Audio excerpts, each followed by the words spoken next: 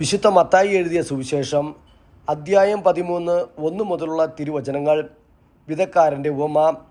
അന്നു തന്നെ യേശു ഭവനത്തിൽ നിന്ന് പുറത്തു വന്ന് കടൽ തീരത്ത് ഇരുന്നു. വലിയ ജനക്കൂട്ടങ്ങൾ അവൻ്റെ അടുത്ത് വന്നു. തന്നിമിത്തം അവൻ ഒരു തോണിയിൽ കയറിയിരുന്നു.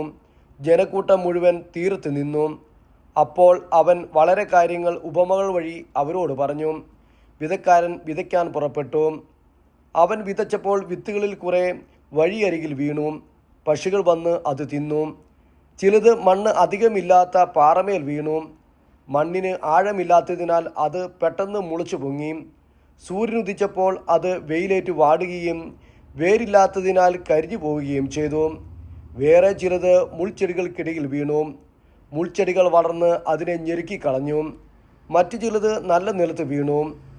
അത് 100 മേനിയും 60 മേനിയും 30 മേനിയും വിളവ് നൽകി. ചെവിയുള്ളവൻ കേൾക്കട്ടെ. ഉപമകളുടെ ഉദ്ദേശം. അപ്പോൾ ശിഷ്യന്മാർ അടുത്തെത്തി അവനോട് ചോദിച്ചു, നീ അവരോട് ഉപമകൾ വഴി സംസാരിക്കുന്നത് എന്തുകൊണ്ട്? അവൻ മറുപടി പറഞ്ഞു, സ്വർഗരാജ്യത്തിൻ്റെ രഹസ്യങ്ങൾ അറിയാനുള്ള വരം നിങ്ങൾക്കാണ് ലഭിച്ചിരിക്കുന്നത്. അവർക്ക് അത് ലഭിച്ചിട്ടില്ല. ഉള്ളവന് നൽകപ്പെടും, അവന് സമൃദ്ധി ഉണ്ടാവുകയും ചെയ്യും. ഇല്ലാത്തവരിൽ നിന്ന് ഉള്ളതുപോലും എടുക്കപ്പെടും. അതുകൊണ്ടാണ് ഞാൻ അവരോട് ഉപമകൾ വഴി സംസാരിക്കുന്നത്. കാരണം അവർ കണ്ടിട്ടും കാണുന്നില്ല, കേട്ടിട്ടും കേൾക്കുന്നില്ല, ഗ്രഹിക്കുന്നുമില്ല. യേശയ്യായുടെ പ്രവചനം അവരിൽ പൂർത്തിയാകാനിരിക്കുന്നു. നിങ്ങൾ തീർച്ചയായും കേൾക്കും, എന്നാൽ മനസ്സിലാക്കുകയില്ല. നിങ്ങൾ തീർച്ചയായും കാണും, എന്നാൽ ഗ്രഹിക്കുകയില്ല. അവർ കണ്ണുകൊണ്ട് കണ്ട്, കാതുകൊണ്ട് കേട്ട്, ഹൃദയം കൊണ്ട് മനസ്സിലാക്കി മാനസാന്തരപ്പെടുകയും ഞാൻ അവരെ സുഖപ്പെടുത്തുകയും അസാധ്യമാകുവാറ് ഈ ജനതയുടെ ഹൃദയം കഠിനമായി തീർന്നിരിക്കുന്നു. ചെവിയുടെ കേൾവി മന്ദീഭവിച്ചിരിക്കുന്നു.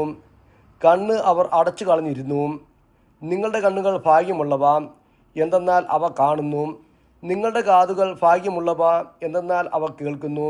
സത്യമായി ഞാൻ നിങ്ങളോട് പറയുന്നു, അനേകം പ്രവാചകന്മാരും നീതിമാന്മാരും നിങ്ങൾ കാണുന്നവ കാണാൻ ആഗ്രഹിച്ചു, എങ്കിലും കണ്ടില്ല.